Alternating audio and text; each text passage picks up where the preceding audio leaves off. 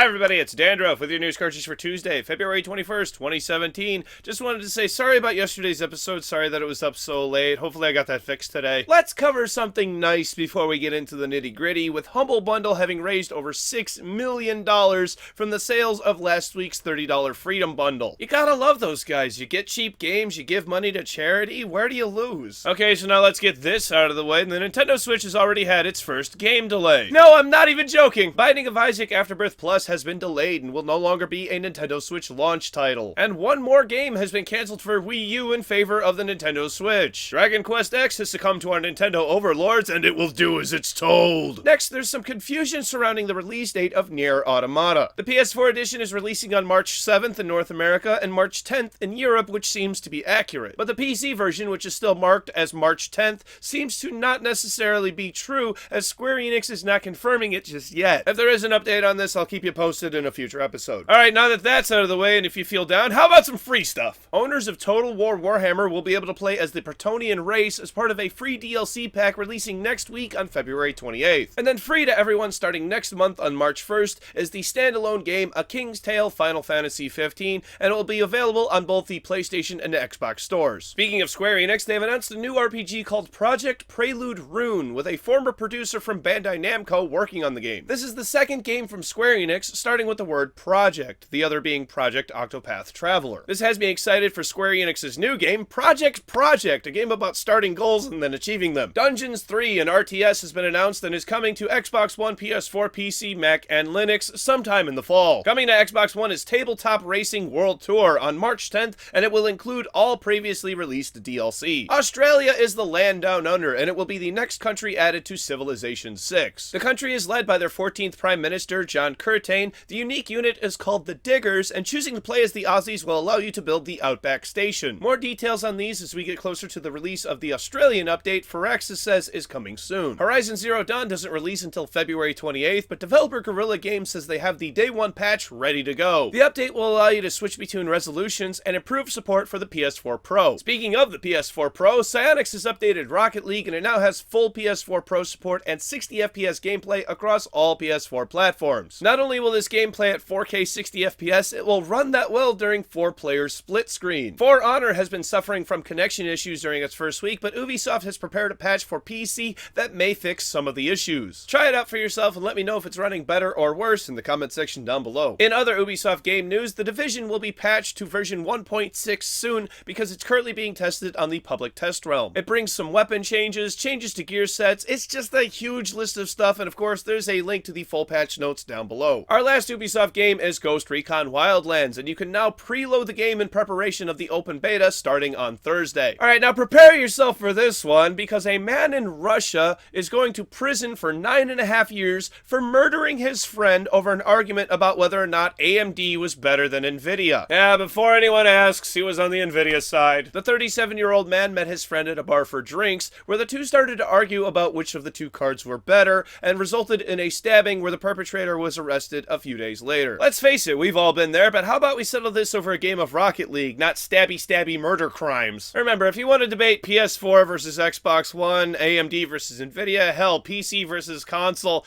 use your words. AMD is better, suck it, Nvidia fanboys! Oh, fuck, I'm gonna catch shit for that one. And finally, it is my absolute pleasure to inform you all today, it is done, it is over, and while it was an interesting and entertaining run, in all truth, I am happy this is over. Jim Sterling has won his lawsuit against James Romine and Digital Homicide, and best of all, the suit has been dismissed with prejudice. This means that Romine cannot file another lawsuit against Sterling for the same or similar reasoning, and both parties must pay their own legal fees. I'm pretty sure Romine would be in the wrong legally if he were to do so, and I really fucking hope he would not be that dumb. Sid Alpha, a YouTuber who I covered late last week who is currently fighting a false DMCA claim, was the first I saw to break the story, and now Leonard French, our favorite copyright attorney, has made a video too. Links for both of those are down below. It's kind of ironic because the first time I had ever heard of Digital Homicide was their false DMCA claim against Jim Sterling for his review of The Slaughtering Grounds. As far as I can tell, no other statements have been made by Romine, and Jim Sterling has made his official statement via thejimquisition.com. There's a link for that down below too. I expected the letter to be full of excitement and joy, but the tone is much different and overall feels like a sigh of relief more than anything. Sterling calls calls the lawsuit disgusting, and even though he had won, it was still taxing on him financially and his personal creativity, even claiming he feels embarrassed for Romine for having followed through with such a ridiculous lawsuit. From here, I want to ask the question, what happens to Digital Homicide and James Romine? And to a lesser extent, MicroStrategic Game Designs, the puppet company that Romine set up to release games under. Can't forget about them, right? Taking into consideration Romine had to drop his lawsuit with Valve because he couldn't afford it, I'm guessing he's left with nothing or very little property of value. Effectively, betting the farm on a terrible hand of poker and then losing it all. The last thing I'm curious about is whether or not Romine will make a statement at all in regards to losing this case. If he does make that statement, I hope he doesn't lash out. I hope he finally has some dignity and accepts that he lost and he was wrong. It was James Romine who coined the term Jim fucking Sterling's son, and the conclusion of this story is Jim fucking Sterling won. Today's too good for segues. It's time for tomorrow's game releases. For PC, Beauty Bounce, Herald, an interactive period drama, book 1 and 2, Northgard, A Trip to Yugoslavia, Director's Cut, Dodge Master, Robo Do It, Dystopia, Super Spring Ninja, Missile Man Origins, and Open Sorcery. Thank you very much, everybody. This has been News Cartridge. I am Dandruff. I will see you tomorrow. And my doctor checked my prostate last week. It's the worst dentist visit I've ever had. Ew. So I'm really happy about the way this whole thing turned out. Fair use triumphed. That's really, really nice. It's really kind of weird. It's such a weird. You would think somebody would be able to see that this was just not going to work. That fair use explicitly covers critiques.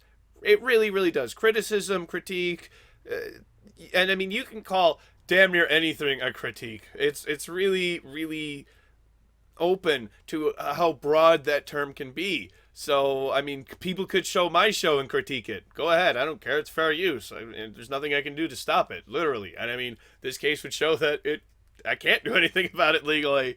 So, that's weird. By the way, don't stab anybody over anything. I should be laughing about this, but don't stab people over graphics cards. Somebody died. Oh my god. Don't do that. Who does that? AMD is better. Social media links are over here. Click over here to subscribe. Click over here for yesterday's video. I keep saying on Mondays yesterday's video, but it's Fridays. It's Fridays. I'm going to try to have that fixed by next week. I'm going to try to remember. Bye!